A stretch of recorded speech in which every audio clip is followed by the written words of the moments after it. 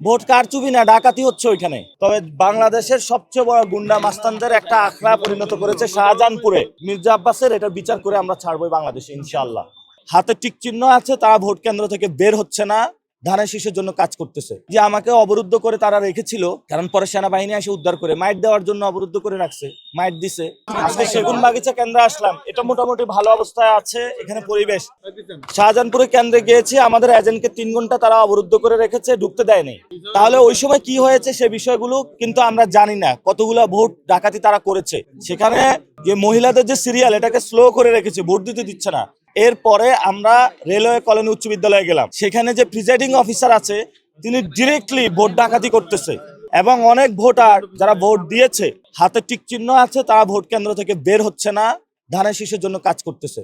Agent যারা, তারা presiding অফিসারের সাথে ঘোরাফেরা করতেছে।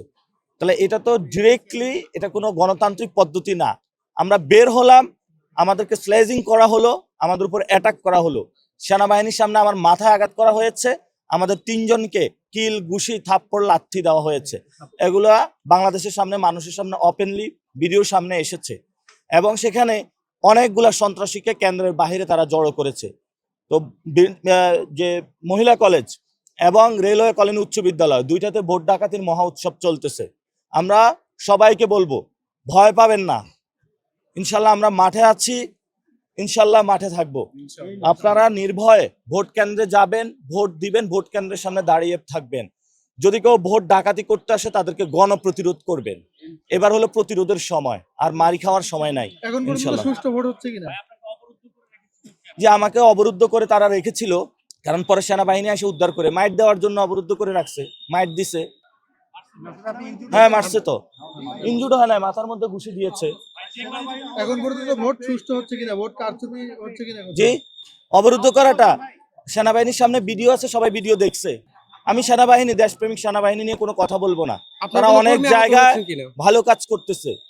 আমি এই বিষয়টা এড়িয়ে যাচ্ছি, কোনো কনফ্রন্টেশনে যাচ্ছি না। ভিডিওতে সবাই দেখেছে, সেখানে সেনাবাহিনী, সেখানে প্রশাসনও আব্বাস সাহেবের সাথে, বুঝছেন তো, 9-6 জড়ায় পড়ছে। হ্যাঁ এখন আছে, ভোট কারচুপি না, ডাকাতি হচ্ছে ওইখানে। আমরা এখন কিভাবে বলবো? আমি তো সারাক্ষণ সেখানে থাকতে পারি না, ব্যবস্থা তো আমি নিতে পারবো না, এটা ইলেকশন কমিশন নিবে। ইলেকশন কমিশনকে আমরা জানিয়েছি, আমরা সেখানে যারা প্রশাসন আছে তাদেরকে অবহিত করেছি। প্রশাসন বলেছে, এবং ইলেকশন কমিশনের প্রধান, যে আগে নাকি ভোট কেন্দ্রে হলো কুকুর থাকতো, মানুষ যাইতো না ভোট দিতে, এখন মানুষ যাচ্ছে। ভালো কথা, মানুষ যাচ্ছে, কিন্তু মির্জা আব্বাসের এরিয়া তো মানুষ যাচ্ছে না, সাথে সাথে সন্ত্রাসীরাও যাচ্ছে। সেটা কি ইলেকশন কমিশনের প্রধান জানে? নাকি উনি মির্জা আব্বাস ওনার খালু, ওইখানে ওনার চোখ বন্ধ করে আছে? এসব তলে তলে নেগোসিয়েশন, এগুলো বাদ দিতে হবে ওনাকে। আমি ইলেকশন কমিশনারকে বলবো যে আপনি একটা দ্রুত পদক্ষেপ নিন, এবং প্রশাসনকে বলবো দ্রুত পদক্ষেপ দিন। অনেক বাংলাদেশের প্রশাসনে ব্যক্তিবর্গ, অনেক প্রধান রয়েছেন, দাঁত কেলিয়ে 2 হাত তুলে হলে ভোট দিচ্ছেন। দাঁত কেলানো চলবে না। যে জায়গায় যে সন্ত্রাসী কার্যক্রম চলছে সেগুলো আগে দ্রুত বন্ধ করেন।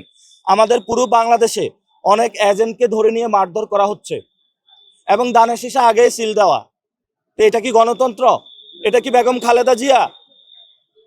এটা তো আমরা এই বাংলাদেশ আমরা দেখতে চাইনি। ধন্যবাদ সকলকে, আসসালামু আলাইকুম। আমরা আশাবাদী, ইনশাল্লাহ জনগণের মধ্যে একটা জয় উল্লাস শুরু হয়েছে। আমরা আশাবাদী জয়ের ব্যাপারে, ইনশাল্লাহ।